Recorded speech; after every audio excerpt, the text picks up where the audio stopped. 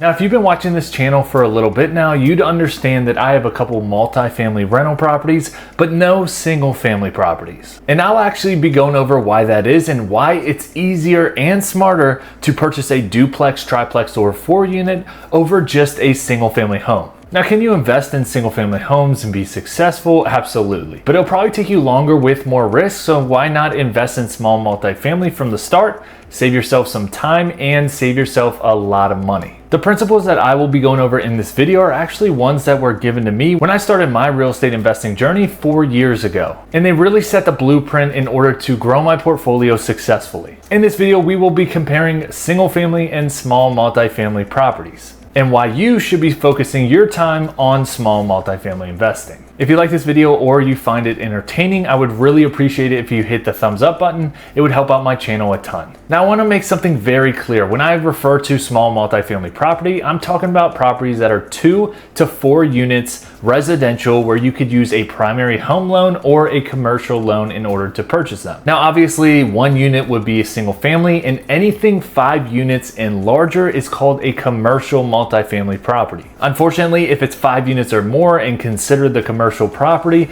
that means that you cannot use a primary home loan in order to purchase it, and it will require more money down in order to purchase. That's why we are specifically referring to small multifamily properties. So first things first, why is it easier to purchase small multifamily over single family properties? I truly understood this more than ever when going through the actual process of purchasing our first 4-unit multifamily property. At the time, I was a real estate agent. I couldn't qualify because I didn't have 2 years of work history because I was a 1099, but my wife was straight out of college, had a really good job from the degree that she went to school from, but she did carry some student loans with her as well, so we weren't really sure if we'd be able to get qualified. And boy, was I wrong. The income from the small multifamily property actually allowed us to purchase in a price range that we didn't think we'd be able to purchase in. I found this property off market, and the owner said that they wanted $430,000. At first glance, I didn't even think that we'd be able to afford anything that high. But then I reached out to a local lender and thought, you know what, the worst they could say is no, submitted our documents, and within 24 hours, he got back to us and said, you know what, it's going to be no problem at all. We can get you qualified for this 4-unit apartment complex at $430,000. And that was with an FHA 3.5% down loan. Now, I honestly just couldn't understand how we got approved for that much, considering that we're just only going off of what my wife brought in income-wise, and she had some student debt to go along with that. So it was just baffling to me, if you would. So it was just crazy. But then the lender explained that on a primary home loan, they are allowed to take 75% of the potential rent and use that towards your income in order for you to qualify for this property. So to give you some context, this specific property was bringing in $1,000 per unit per month, which means it's $4,000. But we were going to live in one of the units, which would mean that $3,000 would be the potential rent. So you take 75% of the $3,000 that we could expect to get every single month, and that turned into $2,250 that got added on top of my wife's monthly income. And that alone helped us qualify for this property. Now, this will only work for small multifamily properties. I also asked the question that if we purchase a single family property at the same price point, would we get qualified for it? And the lender said no. I will put up a picture right here so you can hopefully get a gist of exactly what I'm trying to talk about. It allows you to afford more and could help you build major wealth. Now, this actually leads into the second part, which is buying a small multifamily property is a lot smarter than purchasing a single family house.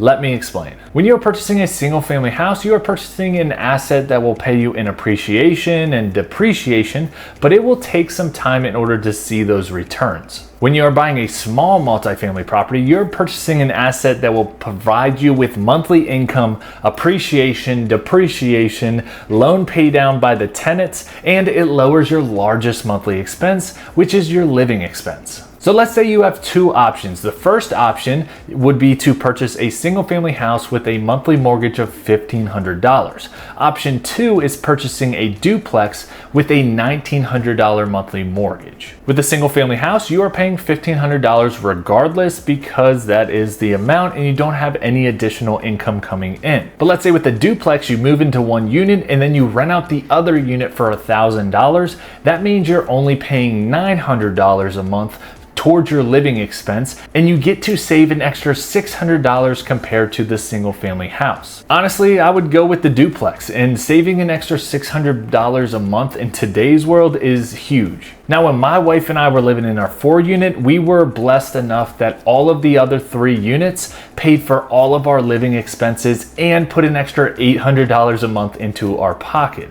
We got extremely lucky because we purchased this when the interest rates were extremely low. But today the rates are higher and it's harder to do this. Honestly, if you're able to purchase a small multifamily property to a point where it lowers your living expense lower than if you were to purchase a single family house or to rent in your area, then that is a win to me. Now, there are a lot of risks in both investments, but let's go over the pros and cons. The pros of a single family house is that it's easier to find because there's a lot more on the market. They tend to appreciate at a faster pace and more people are in demand of single family houses. It's easier to manage because all you have to do is manage one person in one house relative to managing multiple people in a small multifamily property. And lastly, it's easier to sell because more people are in the market to purchase a single family than they are a multifamily. Now, what are the pros of a small multifamily property? You'll be getting additional income from the other units, so you will be making money off of it and lowering your living expense. Multifamily is typically higher cash flow because you have multiple families paying you rent every single month. And they grow your portfolio at a faster pace. If you purchase a small multifamily of 4 units,